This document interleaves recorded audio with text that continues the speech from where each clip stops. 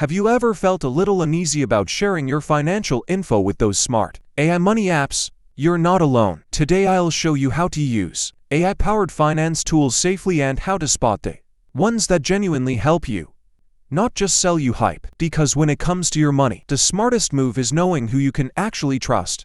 Before we start, make sure to subscribe to my channel so you never miss the next episode in this series, and stay tuned for even more amazing finance guides, tips, and deep dives coming your way. AI finance apps sound amazing.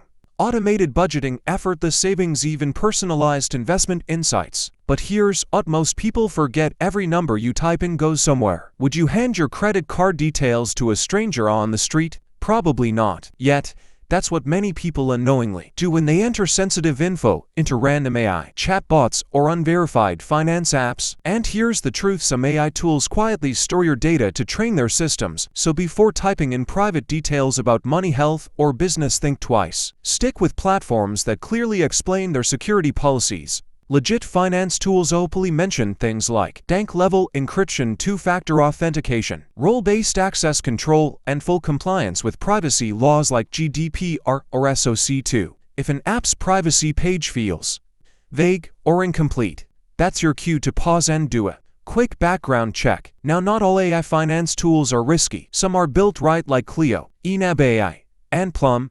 Cleo adds humor and challenges to saving money. Great if you like motivation that feels fun. YNAB uses predictive analytics to help you plan ahead and stay organized, even for beginners. Plum automates savings silently in the background, perfect if you want results without effort. Each of these clearly outlines how your data is handled, gives you control over what's shared, and uses encryption to keep your info safe. Before downloading the next trending app, ask yourself, what's my real goal? Is it to crush debt, build savings, or stop overspending? People who get long-term results with AI finance tools usually start with a clear purpose, then pick an app that supports it. That's what turns these tools from distractions into real allies.